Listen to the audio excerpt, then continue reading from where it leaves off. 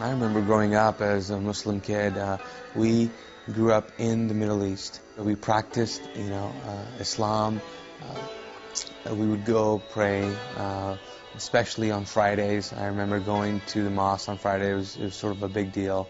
Um, we practiced 5 times a day as well, and so everything that we did was pretty much centered around our beliefs.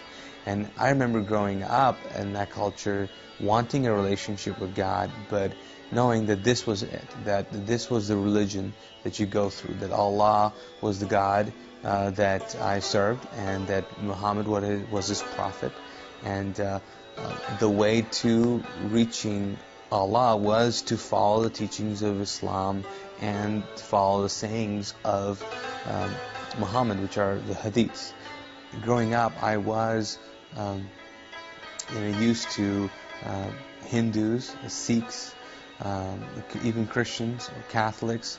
I had friends who were Hindus, close friends, and so we talked about religion, but pretty much I'd settled in my mind that since I was born and raised a Muslim, I would always remain a Muslim.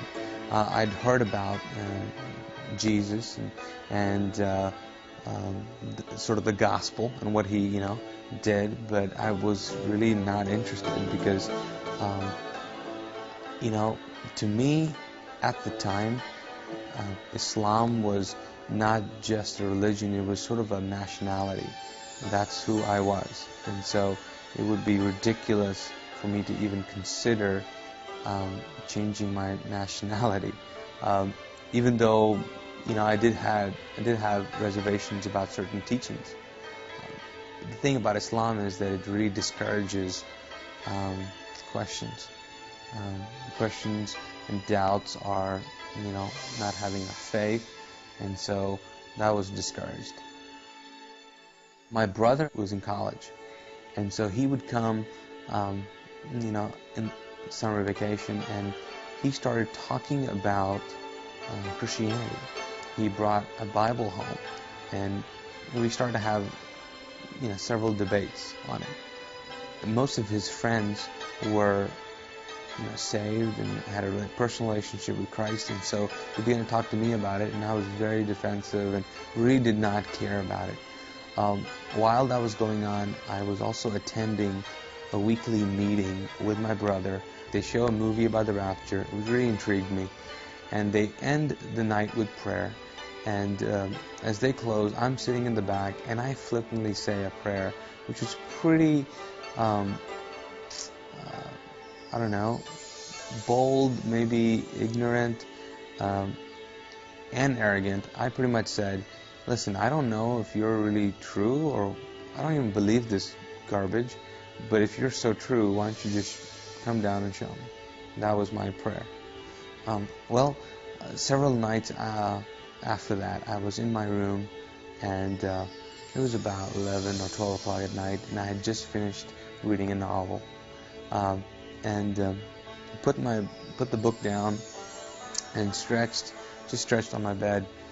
And as I was stretching, all of a sudden I noticed that the room was getting just dark, but not really physically dark. It was just getting weird and evil, and I was like, what's going on? And as I'm thinking these thoughts, something grabs me from my shoulders and drags me and pins me to my pillow. And at that point my body begins to react, and finally the door opens up, and I'm thinking it's my brother that's going to walk in and rescue me, but in walks this figure, which later on I found out was a demon, and as it walks to my bed, it sort of is communicating that it's going to kill me. And I'm convinced now that if it gets me, I'm dying that night. At that same moment, I think I was just going through my head about, okay, Allah is the God of Islam. Can He help? And I just knew, for some reason, this was beyond Him. And so I thought, Jesus, can He help? And so, as I'm thinking these thoughts, this figure is coming towards my bed. It reaches my bed and then disappears. I can't see him anymore. Whatever was holding me down, gets released, and I'm I can move again. So I got up from my bed and ran out of the room, woke up my brother, Mahmoud, and asked him, told him what had happened. And he at first said, "Did you have a dream?" And I said, "No, this was real, this was real." I remember still saying, "Listen, my shoulders are hurting from whatever was holding me down here." And so he began to talk to me about the whole experience, and I was like, this is great, but I am terrified, so help me out here, what's going on? And I said, I really believe this thing is going to kill me. And he said, well, there's only one person that has authority over demons and angels. And I said, who? He said, it's Jesus. And I said, okay, I'm praying to him, and whatever, sign me out, pretty much. And so that night we prayed together, and my prayer was, I don't know who you are, Jesus. I don't know if I can call you Lord, but I need your help. And I've heard that you're the only one who can save me from this and keep me from this. And so I'll give you my life, I'll give you everything I have. And then my brother prayed for me. And so after the prayer, felt better, but not, totally well. And so he said, okay, well, we'll see you in the morning, And my thought was, move over because I'm sleeping with you tonight. And he said, no, why don't you go back in that room? And I said, are you crazy? I'm not going back in that room. And he said, no, you should go back. He said, you're going to trust Jesus, so go back in the room. So I go back to the room and I turn on all the lights, take this Bible that my brother gave me, and so I'm reading it. It's, he told me to read John, so I'm reading John, but all of a sudden my body begins to shake uncontrollably, and I'm going, oh no, here we go again. I'm just waiting to get pinned down again. And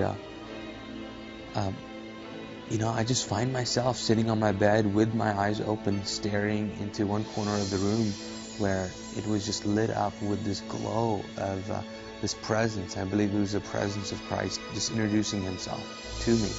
And I remember just looking in the corner of that room, and it was amazing to me because there was so much peace. I think the best way to put it is that the peace was so aggressive that it just took over every thought, feeling, emotion that I was feeling at the time. And it was utter peace. I don't think I've ever felt like that since. Just an amazing amount of peace. And I remember just staring, and what it actually did as well is it put me to sleep. I just remember just looking at it, and I think I said cool or something like that, and I fell asleep. After that night, I didn't know what to do. I knew that I had just experienced, Christ, and so I remember having conversations with my brother about salvation, and saying the sort of the, going through the Romans road, or the prayer which talks about, believing and accepting and confessing that Jesus is Christ, Lord, and so we kind of did that together. And then I remember even on TV when I would watch shows and they would talk about accepting Christ, I would do it again. So I think I've prayed the salvation prayer about 10 times or so. Just wanted to make sure. But it's radically changed my life. I think my life has been different, but my thoughts have been different now too. My views on God have radically changed. In the past, God was a far-off God in Islam. Not really relational. You kind of just did the deeds, and you're in hope for the best. Even now, if you ask a Muslim, if he's going to heaven, he would say he doesn't know.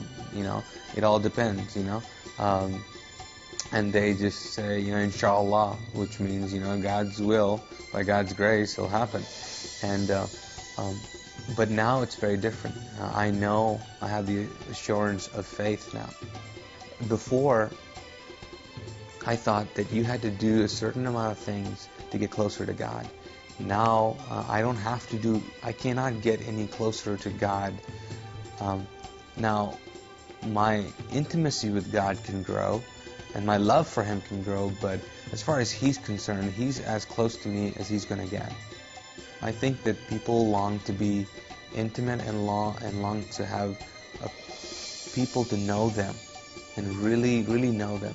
And it is amazing to see a God who really, really knows you and who can be so intimate with you and give you a purpose. I think the biggest thing for me has been the fact that since I've met Christ, I have found what I've been created for. I have found a purpose. And I know that the purpose of life now is to get as many people to experience the love that He has.